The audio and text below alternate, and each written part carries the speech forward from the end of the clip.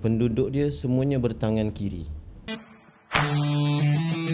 Kidalton ni salah satu judul cerpen, dan Kidalton ni adalah imajinasi sebuah kota yang penduduk dia semuanya bertangan kiri. Kecuali seorang je. Nama ni Man Kanan. Jadi Man Kanan ni tangan kanan. Kan? Di dalam dunia realiti ada Man Kidal kan, tapi dalam cerita ni ada Man Kanan.